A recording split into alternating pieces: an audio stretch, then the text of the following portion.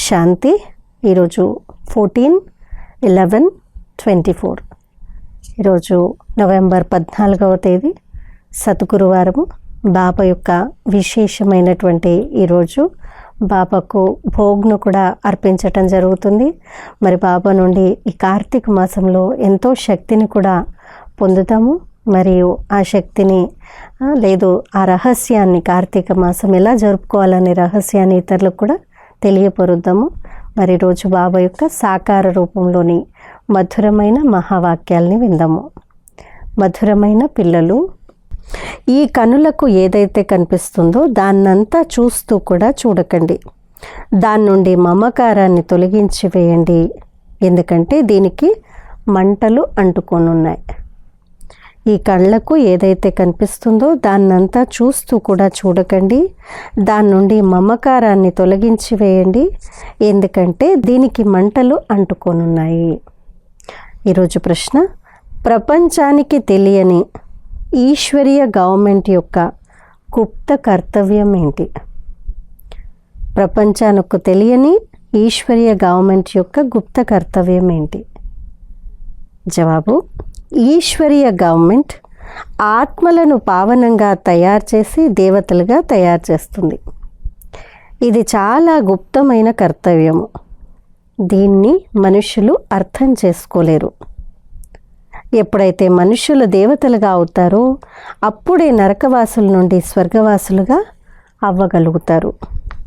మనుషుల నడవడికనంతటినీ వికారాలు పాడు చేస్తాయి. ఇప్పుడు మీరందరినీ శ్రేష్ఠ నడవడిక కలవారిగా తయారు చేసే సేవను చేస్తారు. ఇదే మీ ముఖ్యమైన కర్తవ్యము. ఓం శాంతి. ఓం శాంతి అని అన్నప్పుడు మన స్వధర్మము మరియు మన ఇల్లు గుర్తుకు వస్తాయి. అలా ఇంట్లో కూర్చొండిపోకూడదు కదా. తండ్రి పిల్లలుగా అయ్యామంటే తప్పకుండా స్వర్గ వారసత్వం కూడా గుర్తుకు వస్తుంది. ఓం శాంతి అనడం ద్వారా కూడా మొత్తం జ్ఞానం అంతా బుద్ధిలోకి వచ్చేస్తుంది. ఆత్మనైన నేను శాంత స్వరూపాన్ని, శాంతి సాగరుడైన తండ్రి సంతానాన్ని. ఏ తండ్రి అయితే స్వర్గ స్థాపనను చేస్తారో ఆ తండ్రియే మనల్ని పవిత్రంగా, శాంత స్వరూపంగా తయారు చేస్తారు. ముఖ్యమైన విషయం పవిత్రత విషయమే. పవిత్ర ప్రపంచము మరియు అపవిత్ర ప్రపంచము ఉన్నాయి. పవిత్ర ప్రపంచంలో వికారాలు ఒక్కటి కూడా లేవు. అపవిత్ర ప్రపంచంలో పంచ వికారాలు ఉన్నాయి. కావుననే దీనిని వికారీ ప్రపంచము అని అంటారు. అది నిర్వికారీ ప్రపంచము. నిర్వికారీ ప్రపంచం నుండి మెట్లు దిగుతూ దిగుతూ కిందకు వికారీ ప్రపంచంలోకి వచ్చేస్తారు. అది పావన ప్రపంచము, ఇది పతిత ప్రపంచము. రామరాజ్యము మరియు రావణ రాజ్యం ఉన్నాయి కదా. సమయాన్ని బట్టి పగలు మరియు రాత్రి అనేవి ఉన్నాయి. బ్రహ్మ పగలు మరియు బ్రహ్మ రాత్రి. పగలులో సుఖము, రాత్రిలో దుఃఖము. రాత్రి దారి తప్పి భ్రమించే సమయము. నిజానికి అలా రాత్రి వేళలో ఎవరు భ్రమించరు, కానీ భక్తిని భ్రమించడము అని అంటారు. పిల్లలైన మీరు సద్గతిని పొందేందుకు ఇక్కడికి వచ్చారు. మీ ఆత్మలో పంచవికారాల కారణంగా పాపాలు ఉండేవి. అందులోనూ ముఖ్యమైనది కామ వికారము. దానివల్లనే మనుషులు పాపాత్ములుగా అవుతారు. తాము పతితులమని, భ్రష్టాచారం ద్వారా జన్మ తీసుకున్నారని ప్రతి ఒక్కరికి తెలుసు. ఒక్క కామ వికారం కారణంగా మొత్తం అర్హతలన్నీ పాడైపోతాయి. కావున బాబా ఈ కామ వికారంపై విజయాన్ని పొందినట్లయితే జగజ్జీతులుగా, కొత్త ప్రపంచానికి అధిపతులుగా అవుతారు అని అంటారు. కావున లోపల అంతటి సంతోషం కూడా ఉండాలి. మనుషులు పతితులుగా అయినప్పుడు ఏమీ అర్థం చేసుకోరు. ఈ కామం విషయంలోనే ఎన్ని గొడవలు జరుగుతూ ఉంటాయి. ఎంతో అశాంతి, హాహాకారాలు జరుగుతూ ఉంటాయి. ఈ సమయంలో ప్రపంచంలో హాహాకారాలు ఎందుకున్నాయి? ఎందుకంటే అందరూ పాపాత్ములుగా ఉన్నారు. వికారాల కారణంగానే అసురులు అని పిలువబడతారు. ఇప్పుడు మేము గవ్వతుల్యంగా పైసాకు కొరగాని వారిగా ఉన్నాము అని బాబా ద్వారా అర్థం చేసుకున్నారు. ఏ వస్తువు అయితే పనికిరాదో అది అగ్నిలో తగలబెట్టబడుతుంది. ప్రపంచంలో పనికి వచ్చే వస్తువు ఏదీ లేదని ఇప్పుడు పిల్లలైన మీరు అర్థం చేసుకున్నారు. ఎందుకంటే అన్నీ తగలబడేవే ఉన్నాయి. ఇప్పుడు మనుష్య మాత్రులందరికీ అగ్ని అంటుకొనున్నది. ఈ కళ్ళతో ఏదైతే చూస్తున్నారో దానికంతటికీ మంటలు అంటుకుంటాయి. ఆత్మకైతే మంటలు అంటుకోవు. ఆత్మ సురక్షితంగా ఉంటుంది. ఆత్మను ఎప్పుడైనా ఇన్ష్యూర్ చేస్తారా? శరీరాన్ని ఇన్ష్యూర్ చేస్తారు. ఇది ఒక ఆట అని పిల్లలకు అర్థం చేయించబడ్డది. ఆత్మ అయితే పంచతత్వాలకు పైన ఉంటుంది. పంచతత్వాలతోటే మొత్తం ప్రపంచ సామాగ్రి అంతా తయారవుతుంది. ఆత్మ అయితే తయారవ్వదు. అది సదా ఉంటుంది. దాన్ని అజర్ అమర్ అవినాశి. అది ఎప్పుడు వినాశనము కాదు, ఎప్పుడు తయారు అవ్వదు. కేవలం పుణ్యాత్మ పాపాత్మగా అవుతుంది. పంచ వికారాల ద్వారా ఆత్మ ఎంత అశుద్ధంగా అయిపోతుంది.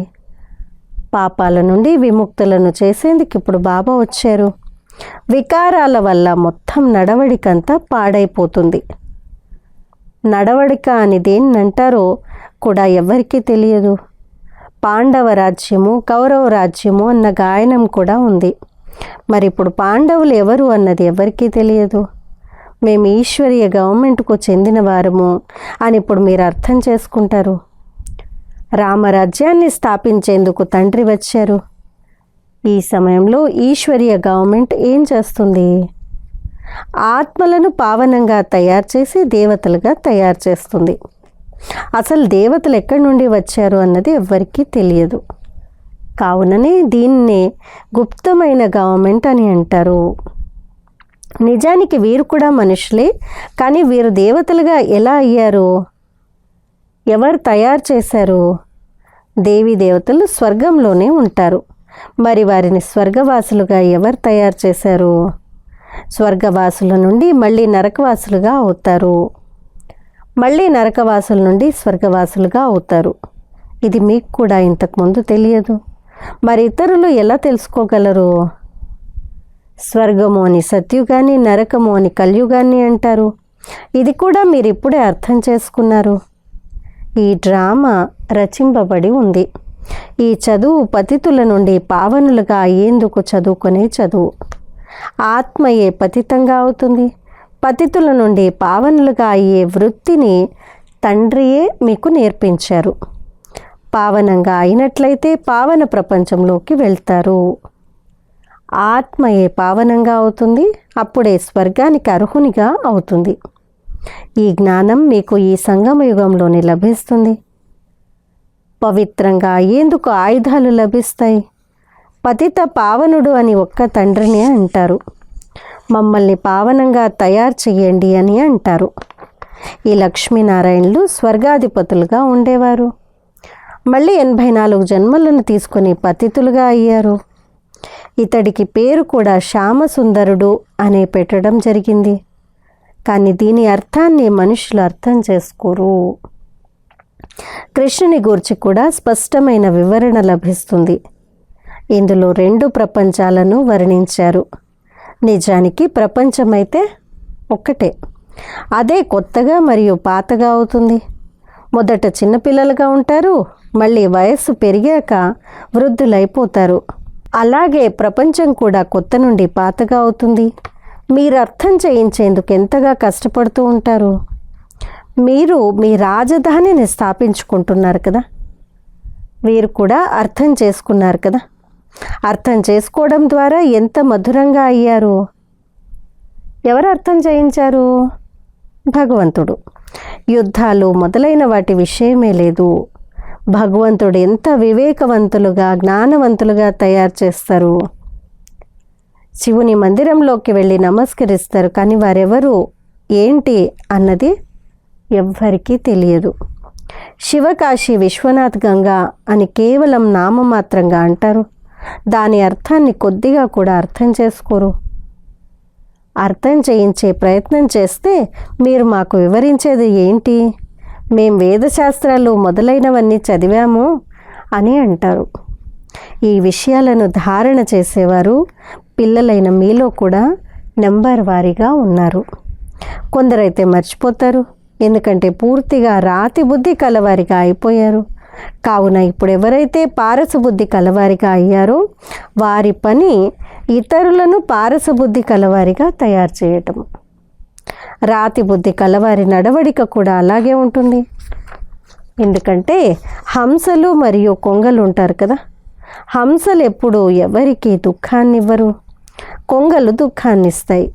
వారిని అసురులు అని అంటారు, పరిచయం ఉండదు. చాలా సెంటర్లలో కూడా ఇటువంటి వికారులు ఎందరో వస్తారు. మేము పవిత్రంగా ఉంటాము అని చెప్తారు, కానీ నిజానికి ఉండరు. అసత్య ప్రపంచము అని కూడా అంటారు కదా. ఇప్పుడు ఇది సంగమము, ఇందులో ఎంత తేడా ఉంటుంది. ఎవరైతే అసత్యం చెప్తారో, అసత్యమైన పనులు చేస్తారో వారే 3rd గ్రేడ్ వారిగా అవుతారు. 1st, 2nd, 3rd గ్రేడ్లు ఉంటాయి కదా. వీరు 3rd గ్రేడ్ వారు అని బాబా చెప్పగలరు. పవిత్రత యొక్క పూర్తి ప్రమాణాన్ని ఇవ్వాలి అని బాబా అర్థం చేయిస్తారు. మీరు ఇద్దరు కలిసి ఉంటూ పవిత్రంగా ఉండటం అసంభవము అని కొందరంటారు. కానీ పిల్లల్లో యోగశక్తి లేని కారణంగా ఇంతటి సహజమైన విషయాన్ని కూడా అర్థం చేయించలేరు.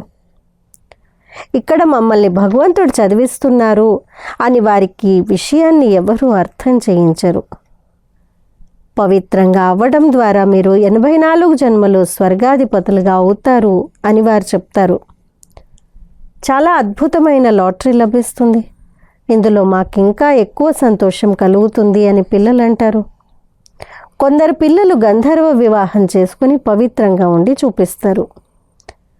దేవి దేవతలు పవిత్రంగా ఉన్నారు కదా. అపవిత్రుల నుండి పవిత్రులుగా ఒక్క తండ్రియే తయారు చేస్తారు. జ్ఞానము, భక్తి, వైరాగ్యము అని కూడా అర్థం చేయించబడ్డది. జ్ఞానము మరియు భక్తి సగం సగం ఉంటాయి. మళ్ళీ భక్తి తర్వాత ఉండేది వైరాగ్యము. ఇప్పుడు ఈ పతిత ప్రపంచంలో ఉండేది లేదు. ఈ వస్త్రాలను వదిలి ఇంటికి వెళ్ళాలి. 84 జన్మల చక్రం ఇప్పుడు పూర్తి అవుతుంది. ఇప్పుడు మనం శాంతిధామంలోకి వెళ్తాము. మొట్టమొదట ముఖ్యమైన విషయాన్ని మర్చిపోకూడదు. ఇప్పుడు ఈ పాత ప్రపంచం తప్పకుండా అంతమవ్వనున్నదని కూడా పిల్లలు భావిస్తారు. తండ్రి కొత్త ప్రపంచ స్థాపన చేస్తారు. తండ్రి అనేకసార్లు కొత్త ప్రపంచ స్థాపన చేసేందుకు వచ్చారు. మళ్ళీ నరకం వినాశనం జరుగుతుంది. నరకం ఎంత పెద్దది, స్వర్గం ఎంత చిన్ననిది. కొత్త ప్రపంచంలో ఒకే ధర్మం ఉంటుంది. ఇక్కడైతే ఎన్ని లెక్కలేనన్ని ధర్మాలు ఉన్నాయి. శంకరుని ద్వారా వినాశనము అని కూడా వ్రాయబడి ఉంది. అనేక ధర్మాల వినాశనం జరుగుతుంది. మళ్ళీ బ్రహ్మ ద్వారా ఏకధర్మ స్థాపన జరుగుతుంది. ఈ ధర్మాలను ఎవరు స్థాపించారు? బ్రహ్మ అయితే చేయలేదు కదా. బ్రహ్మయే పతితం నుండి మళ్ళీ పావనంగా తయారు చేస్తారు. పతితుల నుండి పావనులుగా అవుతారు అని నన్ను గురించైతే అనరు కదా. శివబాబాని గురించి అనరు. బ్రహ్మనే పతితం నుండి పావనంగా చేస్తున్నారు శివబాబా. పావనులుగా ఉన్నప్పుడు లక్ష్మీనారాయణులు అన్న పేరు ఉండేది. పతితంగా ఉన్నప్పుడు బ్రహ్మ అన్న పేరు ఉంది. బ్రహ్మ పగలు, బ్రహ్మ రాత్రి. శివబాబాను అనాది రచయిత అని అంటారు. ఆత్మలైతే ఉండనే ఉన్నాయి. ఆత్మల రచయిత అని అనరు, కావున అనాది అని అంటారు. తండ్రి అనాది, కావున ఆత్మలు కూడా అనాదియే. అలాగే ఆట కూడా అనాదియే. ఇది అనాదిగా రచింపబడి ఉన్న డ్రామా. స్వ ఆత్మకు సృష్టి చక్రపు ఆది మధ్యాంతాల కాలజ్ఞానం లభిస్తుంది. ఇది ఎవరిచ్చారు? తండ్రి. మీరు 21 జన్మల వరకు నాథునికి చెందిన వారిగా అయిపోతారు. అనాథని అంటే నాథునికే చెందని వారు. ఇప్పుడు 21 జన్మల కోసం సనాత్ అంటే నాథుడికి చెందినవారు, అంటే తల్లి తండ్రి ఎవరో తెలిసిన వాళ్ళు, అంటే సన్మార్గంలో నడిచేవాళ్ళు. మళ్ళీ రావణ రాజ్యంలో అనాథలుగా అయిపోతారు. మళ్ళీ నడవడిక పాడవుతూ ఉంటుంది. వికారాలు ఉన్నాయి కదా. నరకము, స్వర్గము అన్నీ కలిసే ఉంటాయి అని మనుషులు భావిస్తారు. ఇప్పుడు పిల్లలైన మీకు ఎంత స్పష్టంగా అర్థం చేయించబడుతుంది. ఇప్పుడు మీరు గుప్తంగా ఉన్నారు. శాస్త్రాల్లో ఏమేం రాశారో చూడండి. దారమంతా చిక్కుబడిపోయి ఉంది, సూతు ముంజా హువా హై అని అంటారు. మేమెందుకు పనికిరాని వారిగా ఉన్నాము, మీరు వచ్చి పావనంగా తయారు చేసి మా నడవడికలను తీర్చిదిద్దండి అని తండ్రినే పిలుస్తారు. మీ నడవడికలు ఎంతగా బాగుపడతాయి. కొందరైతే బాగుపడేందుకు బదులుగా ఇంకా పాడైపోతారు. నడవడిక ద్వారా తెలిసిపోతుంది. ఈరోజు హంసలుగా పిలువబడతారు, రేపు కొంగలుగా అయిపోతారు. అందుకు పెద్ద సమయం పట్టదు. మాయ కూడా గుప్తంగా ఉంది. ఇక్కడ ఏమీ కనిపించదు, బయటకు వెళ్ళటంతో కనిపిస్తుంది. సెంటర్లో ఉన్నంతసేపు ఏమీ అనిపించదు, బాగా అనిపిస్తుంది. కానీ బయటికి వెళ్ళంగానే అది యుద్ధం చేస్తుంది. మళ్ళీ ఆశ్చర్యవంతులై వింటారు, డాట్ డాట్ డాట్ ఆశ్చర్యవంతులై వింటారు, ఇతరులకు వినిపిస్తారు, అన్ని నియమాలు పాలన చేస్తారు, ధారణలు చేస్తారు. అహో మమ్మ మాయ అని అంటారు లాస్ట్కి బాబా. అంటే మాయ నువ్వెంత దృఢంగా ఉన్నావు అలాంటి వాళ్ళని కూడా మింగేశావు. పారిపోతారు. ఎంత జోరుగా పడిపోతారంటే దాంతో ఎముకలన్నీ విరిగిపోతాయి. ఇది ఇంద్రప్రస్థ విషయం అయితే తెలిసిపోతుంది కదా. అటువంటి వారు మళ్ళీ సభలోకి రాకూడదు. అపవిత్రమైన వారు సభలోకి రాకూడదు. ఎంతో కొంత జ్ఞానం వింటే స్వర్గంలోకి అయితే వచ్చేస్తారు. జ్ఞానం ఎప్పుడూ వినాశనం అవ్వదు. పురుషార్థం చేసి ఉన్నత పదవిని పొందండి అని ఇప్పుడు బాబా అంటారు. వికారాలలోకి వెళ్ళినట్లయితే పదభ్రష్టులుగా అయిపోతారు. ఈ చక్రం ఎలా తిరుగుతుందో ఇప్పుడు మీరు అర్థం చేసుకున్నారు. ఇప్పుడు పిల్లలైన మీ బుద్ధి ఎంతగా మారుతుంది. అయినా మాయ తప్పకుండా మోసగిస్తూనే ఉంటుంది. కోరిక అంటే ఏమిటో కూడా తెలియని వారిగా అవ్వాలి.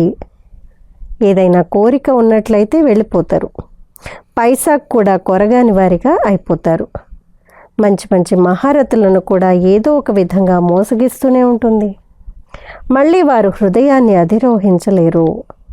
కొందరి పిల్లలు తండ్రిని అంతం చేసేందుకు కూడా వెనుకాడరు. పరివారాన్ని కూడా అంతం చేసేస్తారు. వారు మహాపాపాత్ములు. రావణుడు ఏమేం చేయించేస్తాడో చూడండి. ఎంతో ద్వేషం కలుగుతుంది. ప్రపంచం ఎంత అశుద్ధమైంది. దానిపై ఎప్పుడూ మనసు పెట్టుకోకూడదు. పవిత్రంగా అయ్యేందుకు చాలా ధైర్యం కావాలి. విశ్వరాజ్యాధికారం ప్రైజ్ను తీసుకునేందుకు పవిత్రత ముఖ్యమైంది. పవిత్రత విషయంలో ఎన్ని గొడవలు జరుగుతూ ఉంటాయి. గాంధీ కూడా హే పతిత పావన రా అని పిలిచేవారు. చరిత్ర భౌగోళికాలు ఇప్పుడు మళ్ళీ పునరావృతం అవుతాయి అని ఇప్పుడు బాబా అంటారు. అందరూ తిరిగి రావాల్సిందే. అప్పుడే కలిసి వెళ్ళగలుగుతారు. అందరినీ తీసుకువెళ్ళేందుకు తండ్రి వచ్చారు కదా. తండ్రి రాకుండా ఎవరూ తిరిగి వెళ్ళలేరు. అచ్చా మీఠే మీఠే సిక్కిలదే బచ్చోं प्रति मात पिता बाप दादा का याद प्यार और गुड मॉर्निंग.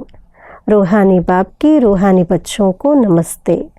हम रूहानी बच्चों की रूहानी मात पिता बाप दादा को याद प्यार गुड मॉर्निंग और नमस्ते. ధారణ కొరకు ముఖ్య సారము. 1. మాయా మోసాల నుండి సురక్షితులుగా అయ్యేందుకు ఎటువంటి కోరికను ఉంచుకోకూడదు. కోరిక అంటే ఏంటో కూడా తెలియని వారిగా అవ్వాలి. 2. విశ్వ రాజ్యాధికారపు కానుకను తీసుకునేందుకు ముఖ్యమైనది పవిత్రత. కావున పవిత్రంగా అయ్యేందుకు ధైర్యాన్ని ఉంచాలి. మీ నడవడికను తీర్చిదిద్దుకోవాలి. ఈరోజు వరదానము మాయాజిత్ విజయీ భవ. సదా స్మృతి అనే ఛత్రఛాయలు మర్యాద రేఖ లోపల ఉండే మాయాజిత్ విజయీ భవ. సదా స్మృతి అనే ఛత్రఛాయలు మర్యాద రేఖ లోపల ఉండే మాయాజిత్ విజయీ భవ. తండ్రి స్మృతియే ఛత్రఛాయ.